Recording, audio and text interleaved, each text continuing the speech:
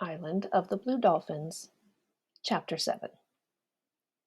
We took nothing with us when we thought we would have to flee. So there was much excitement as we packed our baskets.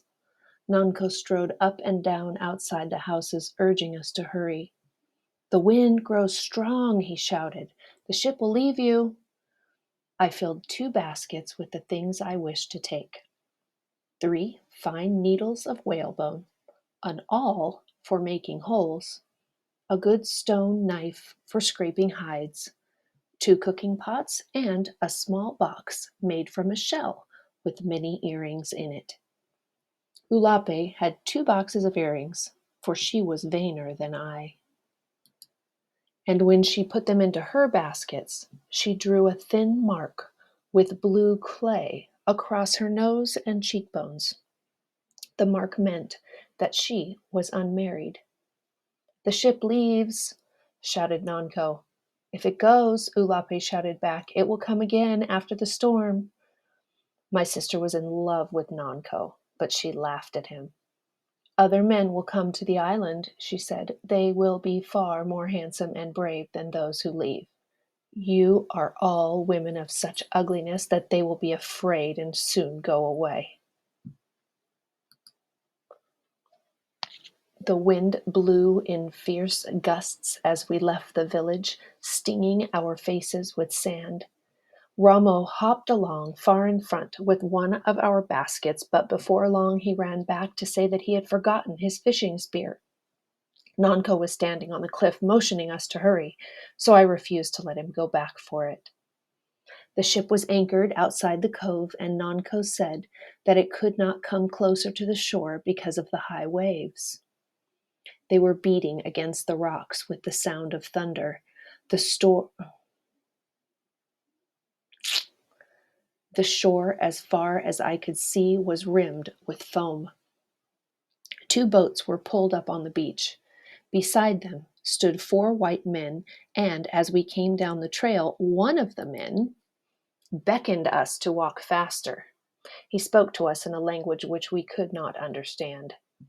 The men of our tribe, except Nanko and Chief Matasape, were already on the ship. My brother Rama was there too, Nanko said. He had run on ahead after I had told him that he could not go back to the village for his spear. Nanko said that he had jumped into the first boat that left the cove. Matasape divided the women into 2 groups. Then the boats were pushed into the water, and while they bobbed about, we scrambled into them as best we could.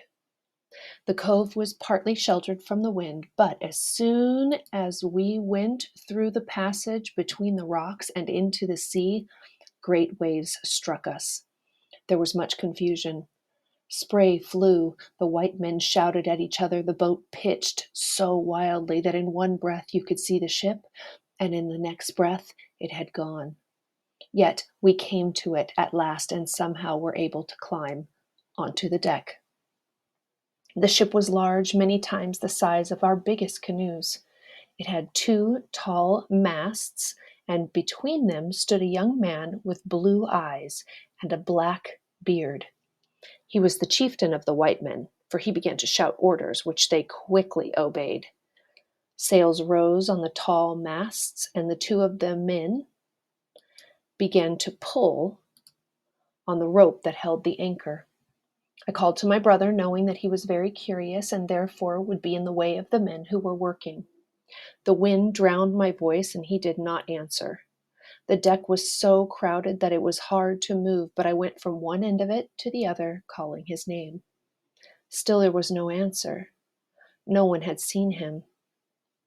At last I found Nanko.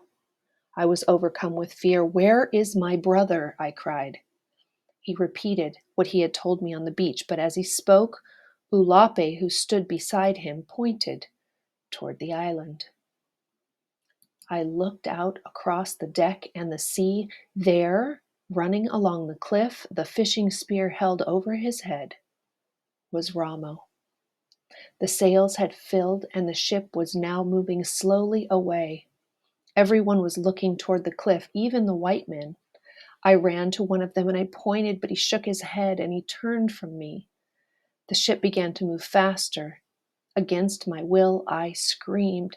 Chief Matasape grabbed my arm. "We cannot wait for Ramo," he said. "If we do, the ship will be driven on the rocks." "We must," I shouted. "We must." "The ship will come back for him on another day," Matasape said. "He will be safe. There's food for him to eat and water to drink and places to sleep." "No!" I cried. Matasape's face was like stone. He was not listening. I cried out once more, but my voice was lost in the howling wind. People gathered around me, saying again what Metasape had said, yet I was not comforted by their words. Ramo had disappeared from the cliff, and I knew that he was now running along the trail that led to the beach. The ship began to circle the kelp bed, and I thought surely that it was going to return to the shore. I held my breath, waiting. Then, slowly, its direction changed. It pointed toward the east. At that moment, I walked across the deck, and though many hands tried to hold me back, flung myself into the sea. A wave passed over my head, and I went down and down until I thought I would never behold the day again. The ship was far away when I rose. Only the sails showed through the spray. I was still clutching the basket that held all of my things, but it was very heavy, and I realized that I could not swim with it in my arms. Letting it sink, I started off toward the shore. I could barely see the 2 rocks that guarded the entrance to Coral Cove, but I was not fearful. Many times I had swum farther than this, although not in a storm. I kept thinking over and over as I swam how I would punish Ramo when I reached the shore, yet when I felt the sand under my feet and saw him standing at the edge of the waves, holding his fishing spear and looking so forlorn, I forgot all of those things I planned to do. Instead, I fell to my knees and I put my arms around him. The ship had disappeared. "When will it come back?" Ramo asked. There were tears in his eyes. "Soon," I said. The only thing that made me angry was that my beautiful skirt of yucca fibers, which I had worked on so long and carefully, was ruined.